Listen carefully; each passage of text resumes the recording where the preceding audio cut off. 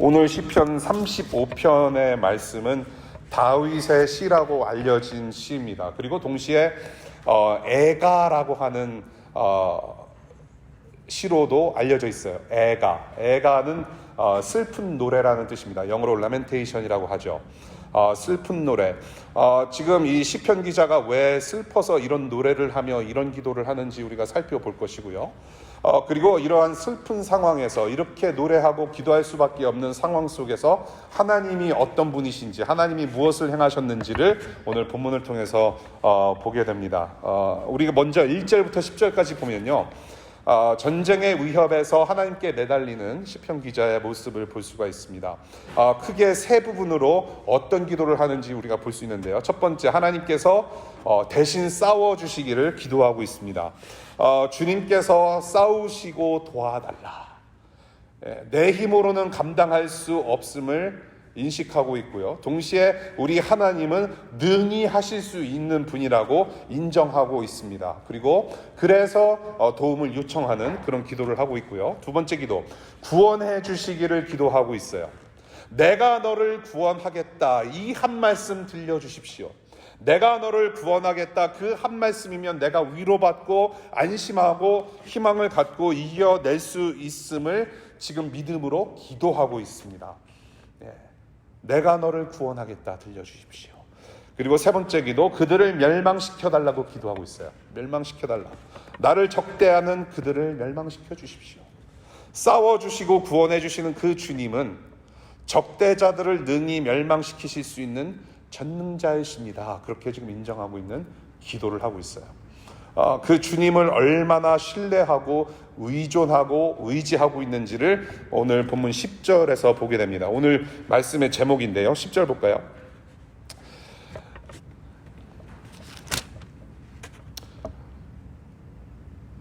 주님과 같은 분이 누굽니까? 주님은 약한 사람을 강한 자에게서 건지시며 가난한 사람과 억압을 받는 사람을 약탈하는 자들에게서 건지십니다. 이것은 나의 뼛속에서 나오는 고백입니다. 뼛속에서 나오는 고백이래요. 그 정도로 간절했다라는 거죠. 간절하게 뼛속에서 나올 만큼 간절하게 전능자이심을 고백하는 기도를 하고 있음을 보게 됩니다. 그리고 이 주님을 기뻐하면서 구원을 즐거워할 것이라고 찬양으로 고백하고 있고요. 그래서 이 1절부터 10절까지 보면 정말로 철저하게 하나님께 매달리는 그런 믿음의 호소를 우리가 볼 수 있는 거죠. 그리고 두 번째 파트입니다. 11절부터 18절까지예요. 억울한 상황을 구체적으로 고발해요. 억울한 상황입니다. 여기서 왜 이 시편 기자가 왜 지금 슬퍼하는가를 보게 돼요. 왜 슬픈 노래인가? 여러분들 배신당해본 경험 있으신가요? 있죠? 배신. 있으면서 없다고 막 그러시면 안 돼요. 저만 있나요? 배신당한 거? 뭐 여자친구나 남자친구나 뭐 가까운 사람들 혹은 여러분들 친구, 직장 동료 등등 해서 여러분들 배신당해본 경험 조금이라도 있으실 거예요. 저도 배신 많이 당해봤어요. 많이 차여본 사람이에요. 여러분들 물론 그렇게 생각되지 않으시겠지만 저도 많이 차여본 경험이 있어요. 차여봤어요. 배신도 당해봤고. 진짜 아파요. 여러분들 특별히 사실 뭐 친구들한테 배신당하고 뭐 차여보고 뭐 시간 지나면 또 괜찮아지고 그렇지만 가까운 사람들한테서 배신당하면 정말 그거는 평생 가는 아픔이잖아요. 그렇죠? 그래서 더러는 우리가 뭐 드라마를 본다든지 실제로 뉴스를 보게 되면 부모님한테 버림받은 그런 배신감, 그런 자녀들이 굉장히 아파하는 그런 모습들을 굉장히 많이 보게 돼요. 우리 12절 보겠습니다. 오늘 본문 12절. 그들이 나에게 선을 악으로 갚다니 내 영혼을 이토록 외롭게 하다니 라고 지금 토로하고 있고요. 14절 보겠습니다. 친구나 친척에게 하듯이 나는 그들의 아픔을 함께 아파하고 모친상을 당한 사람처럼 상복을 입고 몸을 굽혀서 애도하였다라고 고백을 해요. 이게 지금 무슨 말이냐면은 배신당했단 말이에요. 나는 걔네들한테 이만큼을 해줬는데 돌아오는 거는 배신이었다라는 거예요. 그것이 슬펐다란 말이에요. 이게 그냥 배신이 아니에요. 이 지금 시편 기자의 목숨이 위태로울 만큼 굉장히 고통스럽다라는 것을 보는 것이죠. 자, 우리가 쭉 보면요, 이게 막 전쟁 가운데 막 일어나는 그런 일들인 것 같고, 그래서 이제 이 신학자들이 이것을 어떻게 해석을 하냐면은 분명히 이 지금 시편 기자를 해하려고 하는 사람들하고는 동맹 관계였을 것이다. 팩트, 어떤 동맹 관계, 조약을 맺은 관계다. 그래서 서로 잘 지내자, 평화 조약을 맺은 사람들이었는데 지금 배신했다는 것이요. 배신했다. 목숨까지 위협당하는 그런 슬픔, 처절함, 그 억울함을 지금 하나님께 호소하고 있다는 것이죠. 좀 구체적으로 선을 악으로 갚는 이 적대자들의 행동, 쭉 말씀을 보면은 이렇게 배신을 해요. 뭐 거짓 증인이 되었고, 자기가 힘들 때, 내가 힘들 때 저 사람들은 기뻐했다. 그리고 폭행으로 괴롭혔고 조롱했고 이를 갈 정도로 싫어했다라고도 얘기를 해요. 여러분들 주무시면서 이 가시는 분들 마음의 짐이 많이 덜어지기를 바래요. 이를 갈면서 싫어했다라는 것은 굉장한 거죠. 예, 죽이려고 했고 목숨까지 노리고 지금 그런 상황들을 구체적으로 하나님께 시편 기자는 고발하고 있어요. 지금 이 시편 기자는 뭐 죽임을 당할 만큼 그렇게 뭔가를 잘못했나요? 그것이 아니랬단 말이죠. 예, 굉장히 선을 베풀었어요. 동맹관계를 유지하려고 노력을 했단 말이에요. 죽임을 당할 만큼 잘못해서가 아니라 너무나도 억울한 처지를 당한 거예요. 왜 이렇게까지 억울함을 당하고 있을까? 왜 이렇게까지 이 시편 기자를 그토록 싫어했을까? 잠시 후에 본문에서 나오는데요. 이유가 없어요. 이유 없습니다. 이유 없이 사람을 괴롭히고 이유 없이 죽이고 싶은 인간의 본성을 보게 돼요. 여러분들 그런 경험 해보신 적이 있을 거예요. 나는 저 사람한테 잘못한 것이 없고 나는 저 사람한테 해코지 한 적도 없고 내가 저 사람에 대해서 전혀 일절 말해본 적도 없는데 제3자에게 말해본 적도 없는데 돌아오는 것은 증오, 혐오, 나를 싫어함, 덜어는 뒤통수, 그런 것들. 이유가 없어요. 이유 없이 싫음을 당해요. 그런 와중에 기댈 곳은 우리 하나님, 우리 주님밖에 없다. 주님밖에 의지할 곳이 없음을 처절하게 보여주는 구절이 바로 11절부터 18절까지예요. 이러한 적대자들로부터 건져주시기를 요청하면서 동시에 주님을 찬양하고 감사해요. 그리고 마지막 부분입니다. 19절부터 28절까지 승리를 구하는 기도를 해요. 승리를 구하는 기도. 적대자들의 행태를 계속해서 고발합니다. 저 사람들이 나를 이유 없이 미워하고 평화를 싫어하고 거짓말로 평화도 깨는 사람들이라고 고발하면서 그러나 시편 기자는 이 적대자들이 하나님 앞에서 멸망당할 것임을 미리 보는 고백을 해요. 앞으로 이 사람들은 멸망당할 것이다. 주님의 손에. 미리 봐요. 지금은 굉장히 힘들고 공격을 당하고 있지만은 이 사람들은 분명히 멸망당할 것이라는 것을 시편 기자는 예견을 해요. 믿음의 고백이에요. 이것은. 그렇죠? 앞으로 이 사람들은 어떻게 될 것이다. 그러면서 주님의 의를 선포하고 온종일 찬양한다고 고백을 해요. 온종일 찬양하겠다. 지금 힘든 상황인데 온종일 찬양하겠습니다라고 감사하며 찬양을 해요. 여러분들이 시편을 읽으실 때 종종 나오는 구절이죠. 내가 온종일 주님을 찬양하겠습니다. 내가 영원토록 주님을 찬양하겠습니다. 왜 이런 이야기를 할 수 있을까요? 여러분들 노래방 자주 가시죠? 가끔 가시면은 찬송가 부르시는 분들 계신가요? 혹시? 노래방 가서? 찬송가 1절부터 뭐 500장까지 있다고 칩시다. 하루 종일 걸리지 않아요. 저와 여러분들이 아는 찬양곡만 하더라도 하루 종일 불러도 하루 종일 안 걸릴 것 같아요. 그렇죠. 그런데 시편 기자는 자기가 온종일 하나님을 찬양하겠습니다. 영원토록 하나님을 찬양하리로다 고백하고 그렇게 우리를 가르쳐요. 그럴 만한 하나님이다. 자, 영원히 찬양하는 것, 온종일 찬양하는 것은 창조주 하나님께서 창조하신 백성들, 저와 여러분들, 사람들의 일이기 때문에 이런 고백을 하는 것이죠. 원래 그게 우리의 일이에요. 하나님을 찬양하는 것이. 온종일 영원토록 찬양하고 하나님께 감사하고 하나님을 하나님으로 섬기는 것이 우리가 할 일이에요. 그리고 두 번째, 온종일 찬양할 만큼 하나님의 존재와 그 하나님께서 행하시는 일들이 무수히 많다라는 거예요. 예, 온종일 찬양할 정도로 내가 돌이켜 생각해 보니까 하나님께 감사하고 찬양할 것이 많다더라는 거죠. 예. 하나님께서 그만큼 은혜를 베푸셨고 나를 도우시고 나를 구원하시고 나를 지켜주시고 인도하시는 신실하신 하나님이심을 하루 종일 고백을 해도 넘쳐난다라는 거예요. 그래서 영원토록 찬양할 수밖에 없는 하나님의 사람들이라는 것을 시편기에서는 계속해서 가르쳐 주는 거예요. 예, 온종일 찬양을, 그만큼 좋으신 하나님이에요.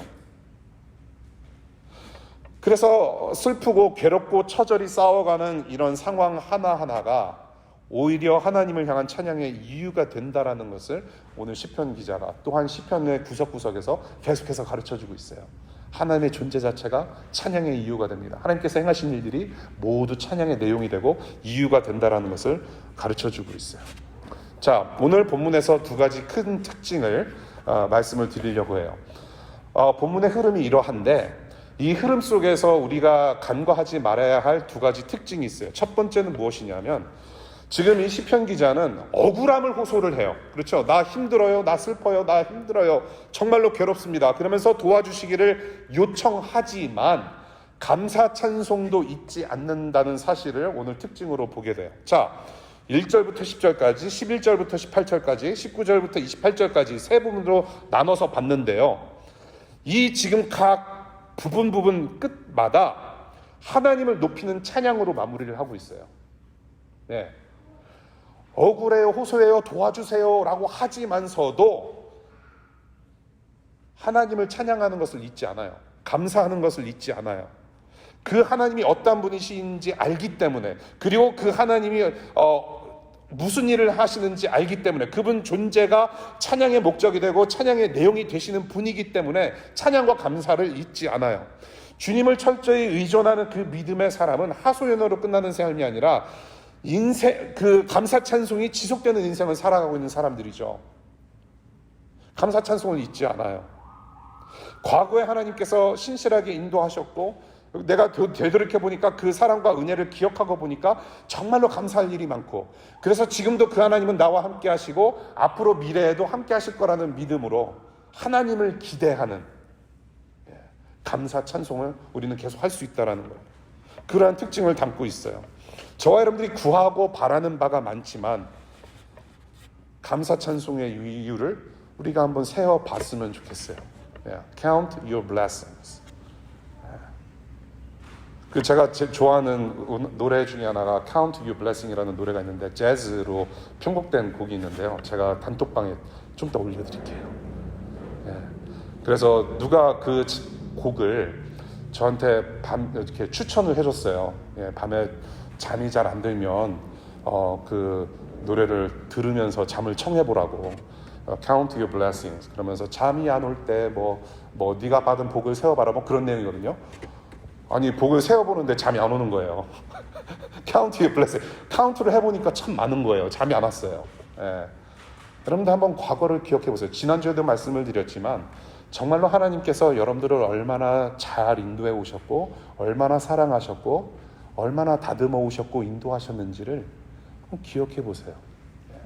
정말로 여러분들이 구하고 바라고 소망하는 그런 기도의 그런 간절함도 있듯이 그만큼 하나님께서 함께 하셨다는 사실을 우리가 기억할 때 감사하지 않을 수 없고 찬송하지 않을 수 없다는 것. 그것을 오늘 시편 기자에서 특징으로 보여주고요. 두 번째, 법정 용어를 자주 사용해요. 리걸 그 텀을 많이 사용을 해요. 법정 용어가 계속해서 나와요. 우리 성경 한번 쭉 보겠습니다. 같이 1절부터 주님께서 다투어 주시길 요청을 해요. 다투어 주다라는 말은 content, dispute 하다는 말이에요. 소송을 걸다, 고발하다라는 내용이에요. 고발한다, 소송을 걸다. 11절과 21절 거짓 증인들이 일어난다라고 표현합니다. 위증이에요. perjury. 여러분들 위증죄가 얼마나 심각한 건지 아시죠? 우리 변호사님들 특히 아시죠? 예, 위증 선서까지 해야 돼요. 위증하면 큰일 나요. 예, 법정에서 재판관 앞에서 선서를 하고 나서 위증해버리면은 감옥 갈 수 있어요. 그렇게 고발하고 있고요. 23절 재판을 하나님께서 여시고 하나님께서 시비를 가려달라고 하세요. dispute, 시비를 가려달라, 다투어달라. 24절 공의로 공정한 판결을 해달라고 합니다. justice. 그렇죠? 27절 내가 무죄 판결을 받을 것이다 라고 해요. 내가 무죄 판결을 받을 것이다. 지금 이 시편 기자는요, 지금 어떤 지금 상상을 하면서 하나님께 노래하고 기도를 하고 있을까? 지금 하나님께서 이 모든 상황 가운데 판사이시고 심판자로 계시고, 지금 그 하나님 앞에서, 하나님의 보좌 앞에서 지금 하나님께 그렇게 하소연하라고 했는데, 그 모든 상황 자체가 재판소라는 거예요. 코르트, 수프림 코르트에 와 있는 거예요. 이 시편 기자는 지금 수프림 코르트 재판관 앞에서 서 있는 것처럼 말을 하고 있다는 거죠. 그래서 오늘 35편 말씀으로 들려주시는, 시편 35편으로 들려주시는 이 복음과 하나님은 어떤 분이신지, 하나님은 재판장이시라는 진리를 가르쳐 주세요. 하나님은 재판관이세요. God is the judge. 그런 말이 사실은 굉장히 많이 나와요. 시편과 성경에서 하나님은 심판하신다. 하나님은 재판하시는 분이시다. 하나님의 선하심과 공의로 지금도 다스리시고 최종 심판을 내리시는 분이다라는 것을 가르쳐 주세요. 그래서 지금부터 영원토록 감사 찬송할 수밖에 없음을 시편 기자가 가르쳐 주고 있어요. 하나님은 재판관이시다. 그리고 감사 찬송할 수밖에 없는 이유가 되신다라는 것을 가르쳐 줘요. 제가 아까 이 본문 소개를 하면서 왜 슬퍼했는가, 바로 시편 기자가 이 동맹관계, 조약관계가 파괴되고 나서, 파탄되고 나서 억울함을 호소하는 시로 제가 소개를 해드린 적이 있어요. 그렇죠? 예. 그러면서 이제 배신을 당하면서 그 슬픔, 그 억울함, 그 괴로움을 하나님께 토로하고 있다. 하나님과 우리 인간들 사이에 그러한 조약을 맺으셨어요. 하나님께서 창조하신 때로부터 언약이라는 걸 맺으셨어요. 약속을 하셨어요. 예. 일종의 contract, covenant, promise. 컨트랙을 맺으셨는데 어떤 언약이냐면, 하나님이 하나님 되시고 인간이 인간, 우리가 되고 우리가 하나님을 하나님으로 모시면 복이 있다라는 약속을 하셨어요. 네. 우리가 성경을 쭉 보게 되면 여러 종류의 그 언약이 나와요. 언약의 말씀이. 하나님께서 세우신 어떤 인물들을 통해서 계속해서 약속을 보여주시고 언약의 말씀을 알려주시고 그 약속을 또 신실하게 이행하시는 하나님의 모습을 우리가 성경에서 쭉 보게 되는데, 창세 때부터, 하나님께서 창조하실 때부터 이렇게 약속을 하셨어요. 내가 하나님이고 너희는 내 백성이 된다. 하나님이 하나님 되시고 인간이 될 때 거기에 복이 있다라는 약속을 하셨어요. 그런데 그 언약을 누가 일방적으로 파기를 해버렸어요. 배신을 했단 말이에요. 그렇게 살면 되는데 그 언약을 기억하면서 그 언약대로 하나님이 하나님 되심을 인정하는 삶을 살고 그렇게 하나님께서 말씀하신 대로 순종해서 살면 되는 일이었는데 파괴해버렸단 말이에요. 불순종했단 말이에요. 누가 파괴했을까요? 인간이 파괴했다는 거예요.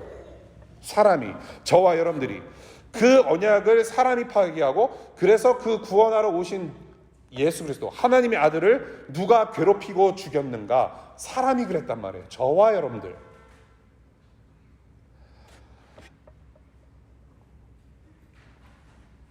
이 시편 기자가 겪었던 오늘 35편의 모든 배신에 관련된 모든 괴로운 표현들, 이 사람이 지금 당했던 모든 것들 다 예수께서 당하신 것들이에요. 예수께서 이렇게 배신당하시고 고통당하시고 수치당하시고 침뱉음을 당하시고 조롱도 받으시고 죽임을 당하셨단 말이에요. 이 시편 기자는 다행히 죽임당하지 않았어요. 당신이 창조하신 사람들로부터 철저히 배척당하시고 고난당하시고 죽임 당하신 예수 그리스도의 모습을 오늘 시편 35편에서 보게 돼요. 이유 없이. 예수님이 죽으실 만한 이유가 있으셨어요? 심지어는 로마 권력자도 이 사람은 죄가 없다라고 선포를 했어요. 살려두려고 했어요. 내가 이렇게 죄 없는 사람을 나는 죽일 수 없다. 그런데 그 예수를 누가 죽이라고 말을 했는가요? 누가 외쳤나요? 십자가에 매달으라고 누가 말했는가요? 이스라엘 민족들이. 이유가 없었어요. 이유 없이 씨름을 당하셨고, 이유 없이 배신을 당하셨고, 이유 없이 죽임을 당하셨어요. 그래서 주님께서 제자들에게 하신 말씀이 있어요. 요한복음 15장 25절을 보면 이런 말씀이 있어요. 그래서 그들의 율법에 그들은 까닭없이 나를 미워하였다고 기록한 말씀이 이루어진 것이다. 예수님 자신도 이유 없이 미움을 당하고, 그리고 나를 따르는 제자들아, 너희들도 이유 없이 이렇게 미움을 세상에서 당할 것이다 라고 하신 말씀이에요. 이유 없이 미움을 한 몸에 받으신 예수 그리스도. 그런데 그 주님께서 우리의 죄값을 대신 치르셨죠. 십자가에서. 죄 없으신 분이 십자가에 달려서 어린 양의 그런 죄 전가 받음, 유월절 어린 양이 모든 죄를 뒤집어 쓰고 대신 죽는 것처럼 우리 예수 그리스도께서 어린 양이 되셔서 저와 여러분들의 죄를 몽땅 전가 받으시고 몽땅 쏟아 받으시고 우리의 죄값을 모두 허물을 치르셨단 말이에요. 죄값을. 그 주님의 의가 결국에는 우리의 의가 됐고, 그 의로 저와 여러분들은 하나님의 자녀가 되었다라는 복음의 메시지.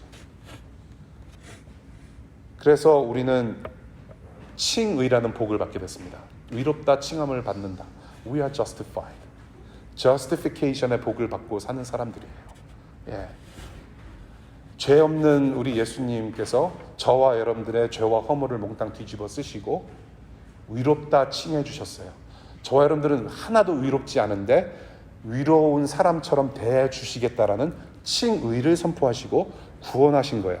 이것은 무슨 말이냐면 쉬운 말로 얘기해서 무죄를 선고받았다라는 얘기예요. 무죄 선고. 아직도 유죄인데, 죄인인데 무죄를 선고하신 거예요. 선포하셨어요. 일방적으로. 예수님 때문에 살게 되었다라는 말이에요. 예수님이 아니면은 저와 여러분들은 영원한 죄인으로서 영원한 형벌을 받을 수밖에 없는 저주 안에서 살게 되었는데, 예수님이라는 그 한 분 때문에 저와 여러분들이 살게 되었다라는 것입니다. 그것이 복음이에요. 그것이 기독교예요, 여러분.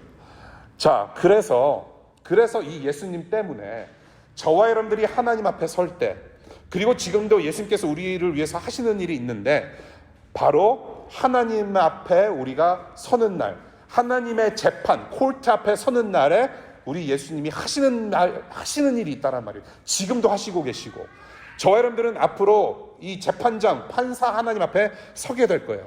하나님이 판사이세요. God is the judge.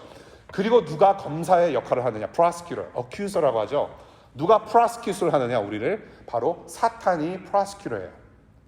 사탄이 검사 짓을 하는 거예요. 그리고 귀신 쫄무라기를 데리고서 이제 검찰청이 이제 쳐들어오는 거예요, 우리. 그리고 저와 여러분들을 법정에 그렇게 세우고 누가 우리를 변호해 주느냐? 우리의 변호사는 성경에서 누구라고 얘기해요? 예수 그리스도. 그래서 이제 사탄이 우리를 시험대에 올려놓습니다. 사탄은요, 모든 귀신은 하나님도 무서워해요. 그래서 하나님의 허락 없이는 아무것도 할 수 없는 또 존재들이기도 해요. 이제 이 사탄이 이제 검사가 돼서 저와 여러분들을 어큐즈 할 거예요. 하나님 앞에 딱 섰습니다. 하나님, 제 홍주영, 제 최원진, 또 누구 있을까요? 여기 있는 사람 이름 다 한번 해볼까요? 뭐 신찬미, 홍성원.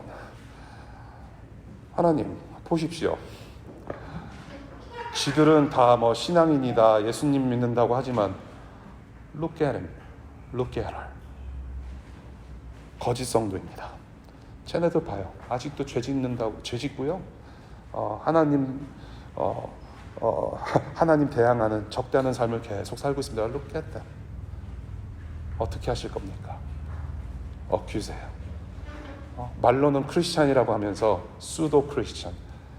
하나님 보세요. 가짜 그리스도인입니다. 이 사람들 구원받을 만한 자격 하나도 없고요. 천국에 들어올 만한 자격 하나도 없습니다라고 사탄이 하나님 앞에서 계속 프로시큐트해요. 어큐세요. 그런데 예수님께서 하시는 일이 있단 말이에요. 다행히. 거기서 끝나질 않아요. 우리에게는 리거 카운슬러가 있는 거예요. 어토니, 로이어, 무료 변론인. 무료예요, 그것도. 무료. 예수님께서 무엇을 하시냐면 that person's debt is paid with my blood. 내 피로 죄값을 이미 치른 사람들이기 때문에 하나님 괜찮습니다. 내가 홍주영, 신찬미, 최원진 이 사람들의 죄와 허물을 십자가에서 흘린 피로 다 깨끗하게 치워버렸기 때문에 they are fine. Their penalty, their debt is fully paid with my blood. 그러면서 변호하시는 분이 바로 예수 그리스도세요. 그러면은 이제 예수님께서 죄값을 치르셨기 때문에 자신의 피로 죄값을 치르셨기 때문에 그럼 하나님이 어떤 판결을 내리셔야 돼요? Not guilty. 무죄 선고하시는 거예요. 그것이 바로 예수께서 우리를 하신 일이에요. 우리 요한일서 2장 1절 보겠습니다. 요한일서 2장 1절 다 같이 시작. 나의 자녀 여러분, 내가 여러분에게 이렇게 쓰는 것은 여러분으로 하여금 죄를 짓지 않도록 하려는 것입니다. 누가 죄를 짓더라도 하나님 아버지 앞에서 변호해 주시는 분이 우리에게 계시는데 곧 의로우신 예수 그리스도이십니다. 에이멘. 두 번째 히브리서 7장 25절 시작. 따라서 그는 자기를 통하여 하나님께 나오는 사람들을 완전하게 구원하실 수 있습니다. 그는 늘 살아계셔서 그들을 위하여 중재의 간구를 하십니다. 이 무료 변론 변호사는 24/7, 365 계속 일하시는 분이에요. 지금도 우리를 위해서 중재하신다, 인터시드 하신다는 말이에요. 예. 그리고 마지막 요한계시록 12장 10절 보겠습니다. 다 같이 시작. 이제 우리 하나님의 구원과 권능과 나라가 이루어지고 하나님이 세우신 그리스도의 권세가 나타났다. 우리의 동료들을 헐뜯는 자, 우리의 하나님 앞에서 밤낮으로 그들을 헐뜯는 자가 내쫓겼다. 여기서 말하는 헐뜯는 자는 참소한다라는 표현을 써요. accuser란 말이에요. prosecutor. 그래서 검사가 쫓겨나는 거예요. 하나님께서 판사이셨는데 검사를 딱 보니까 자꾸 어큐즈해요. 자기의 자녀들을 어큐즈한단 말이에요. 예수 그리스도의 보혈로 산 자기의 백성들, 교회를 어큐즈하는데 하나님이 이러시는 거예요. 내가 너 처음부터 알아봤다 이놈아. 오히려 어큐즈하는 검사들을 내쫓으시는 하나님 나라를 완성하신다는 말이에요. 자,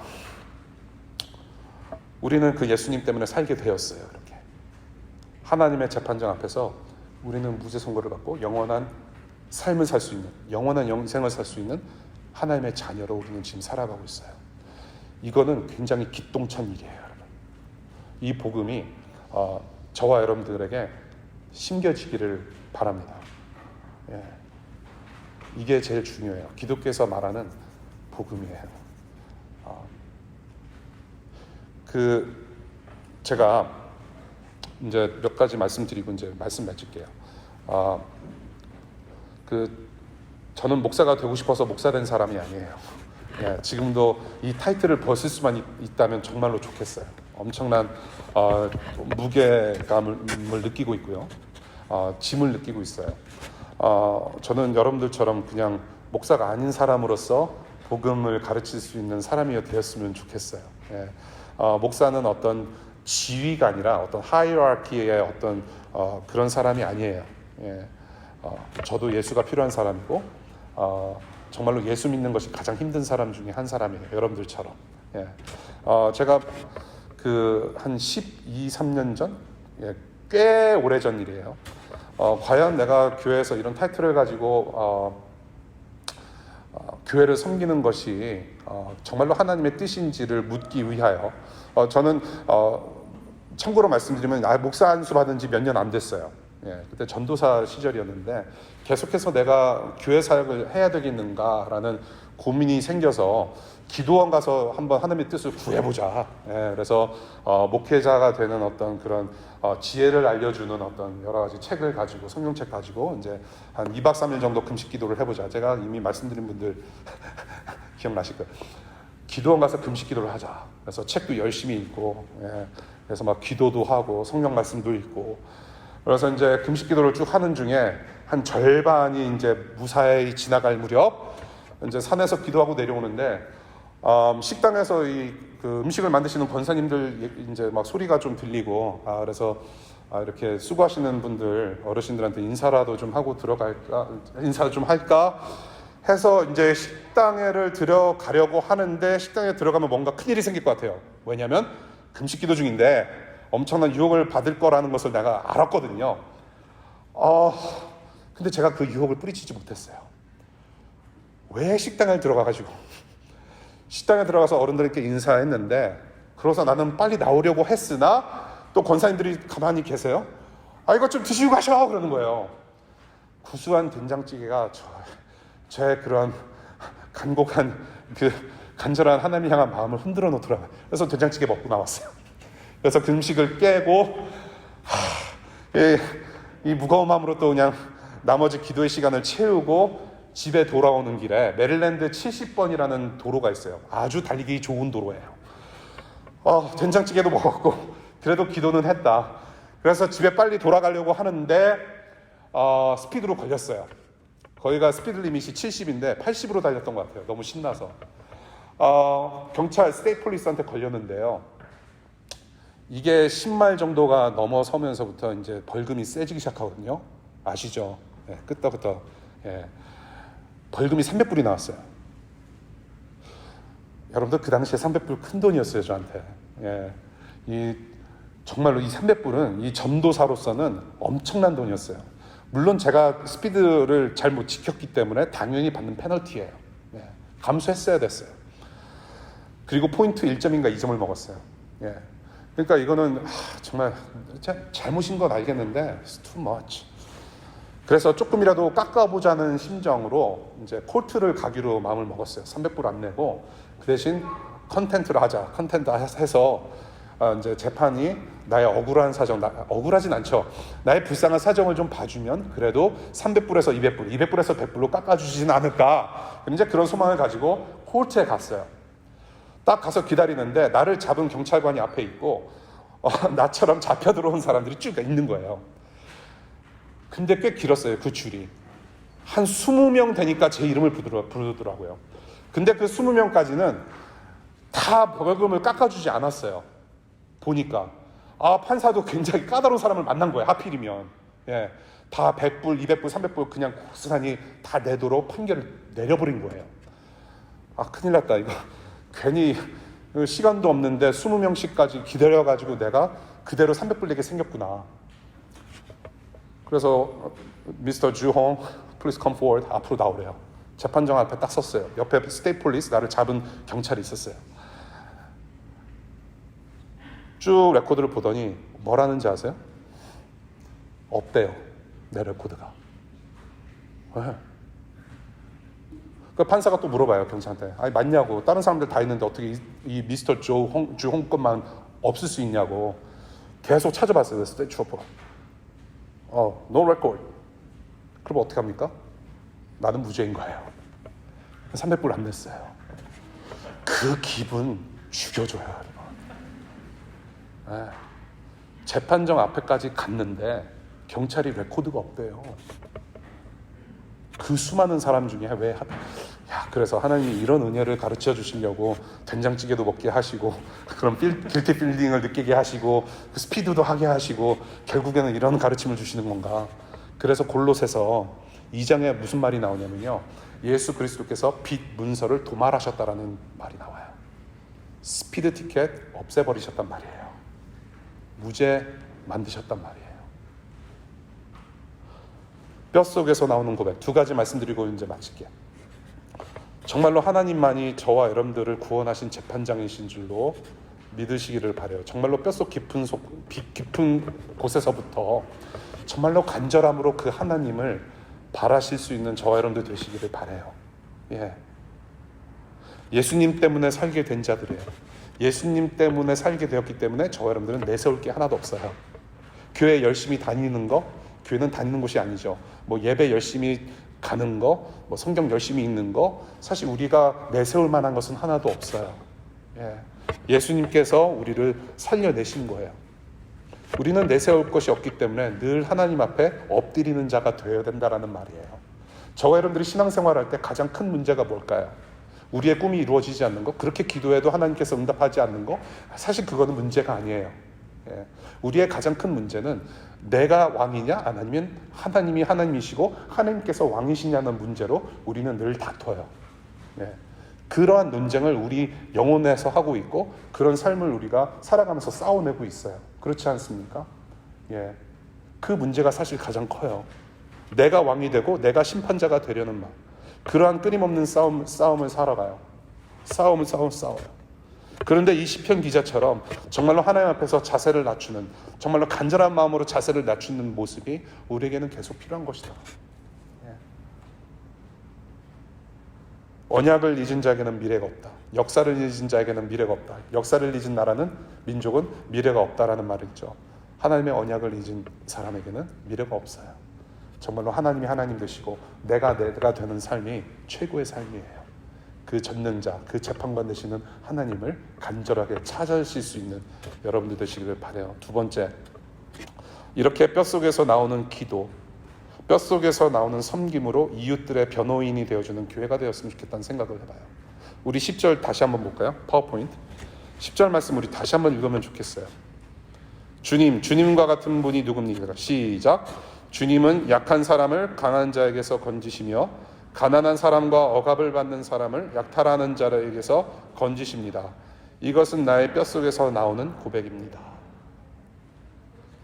주님의 뼈와 주님의 살과 주님의 피까지 동원된 그런 예수 그리스도의 섬김을 우리가 본받는 존재가 되었어요. 그것을 우리는 교회라고 불러요. 억울하게 고통당하는 이웃들의 눈물을 씻겨주고 부활을 맛보는 교회가 되었으면 좋겠어요.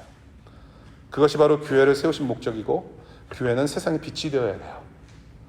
저와 여러분들은 코로나 시기를 지나오면서 우리가 할 수 있는 최대한의 섬김을 했다고 생각을 해요. 코로나에 맞춰서. 조금 아쉬운 부분도 있어요. 저 자신도 더 하지 못한 어떤 아쉬움이 굉장히 많이 있었습니다. 그리고 이 코로나 기간 중간에 Black Lives Matter 운동도 있었어요. 그리고 동시에 터진 것이 무엇입니까? 아시안 증오 범죄가 계속해서 연달아 퍼지면서 우리는 여러 가지의 그런 사건, 사고들을 경험했습니다. 이것은 결코 남의 일이 아니고 이 땅에 사는 흑인들만의 일이 아니라 우리 모든 사람들의 일이구나. 나같이 우리 같은 동양인 모두의 일이구나. 이것이 바로 내 일이구나.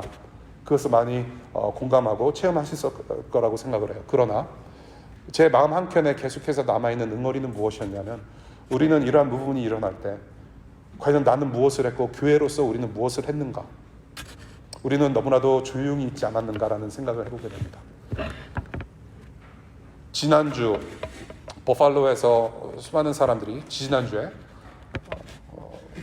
총에 맞아 죽었어요. 그리고 며칠 전에 텍사스에서 무고한 아이들이 총탄에 맞아 죽었어요. 그래도 세상에서 가장 안전해야 할 학교에서 우리 아이들 같은 애들이 총 맞아 죽었어요. 이제는 we cannot stay silent. 교회로서 우리는 무엇을 할 수 있을 것인가? 우리가 기도만 하지 말고 prayer and thoughts. Prayer and thoughts. Yes, of course. 그런데 하나님은요, 기도하는 자들을 움직이게 하신단 말이에요. 믿음은 사랑으로 일을 한대요. 우리가 기도할 만큼의 믿음이 있다면 우리가 교회로서 할 수 있는 일이 있지 않을까. 이번만큼은 그냥 지나가지 않았으면 좋겠어요. 최소한 우리가 정말로 우리가 하나님을 믿는 사람으로서 예수 그리스도의 복음을 가슴에 새긴 사람들로서 우리가 할 수 있는 일이 있지 않을까. 최소한 의회, 우리가 DC에서 사는 만큼 어떤 특별한 특권이 있단 말이에요. 예, 우리 원용 씨 세네터 애드레스 달라면 쫙 뽑아줄 사람이에요. 연락처 쫙 뽑아줄 사람이 있어요. 예, 가까워요. 갈 수도 있어요. 걸어서 갈 수도 있어요.